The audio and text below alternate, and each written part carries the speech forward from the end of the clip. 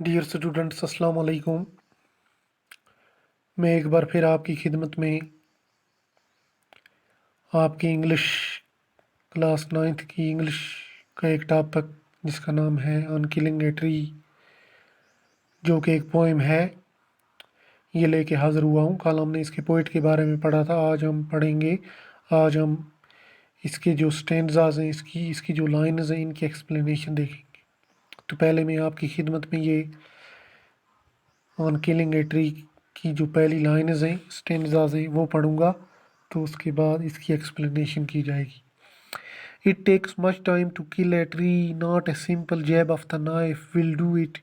It has grown slowly, consuming the earth, rising out of it, feeding upon its crust, absorbing years of sunlight, air, water, and out of it slap aside sprouting leaves.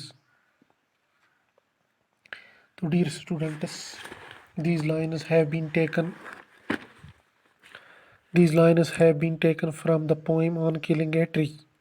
ये lines जो हैं, ये इशार जो हैं, ये poem on killing a tree से लिए गए हैं। इसमें शायर कहता है, the poet says it takes much time to kill a tree. शायर कहता है कि एक दरख्त को उखाड़ने के लिए बहुत वक्त चाहिए होता है। It can not be done with a simple jab of a knife और एक्स।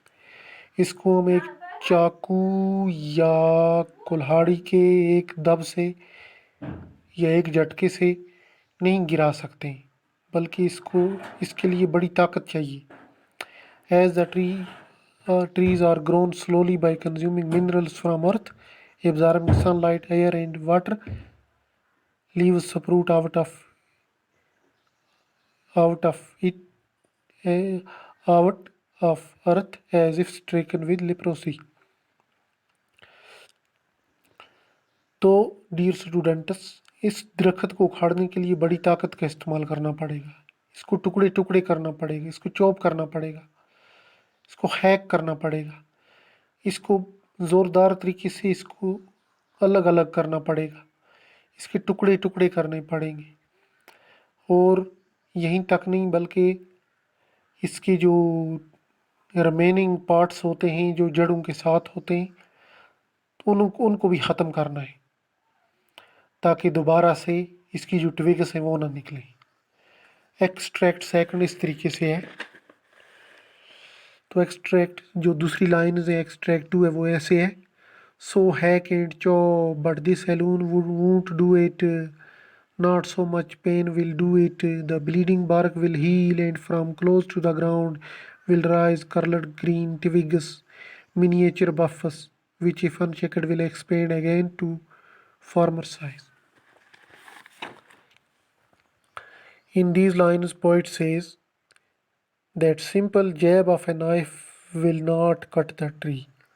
पोइट कहता है कि चाकू का एक झटका, चाकू का एक दब इस दरख्त को नहीं उखाड़ सकता है, दरख्त को नहीं गिरा सकता है, दरख्त को नहीं मार सकता है। It should be hacked and chopped, इसको टुकड़े टुकड़े करना होगा, अलग अलग करना होगा, ज़ोरदार ताकत लगानी होगी। But even this would not kill the tree, लेकिन इससे भी दरख्त ख़त्म नहीं होगा। Its curled green twigs will begin to rise from near the ground, इसकी जो बलखाते ट्विग्स हैं, इसकी जो छाल है, इसके जो रिमेनिंग पार्ट्स हैं, जो जड़ों के आसपास रह जाते हैं, वो फिर एक दरख्त की शक्ल अख्तियार कर सकते हैं कि अगर उनको चेक नहीं किया जाएगा। From where it has been chopped and hacked, जहाँ से दरख्त के टुकड़े टुकड़े किए गए थे, इसको गिरा के बहुत ज़ोरदार तरीके से इसको चॉप किया गया, हैक किया गया।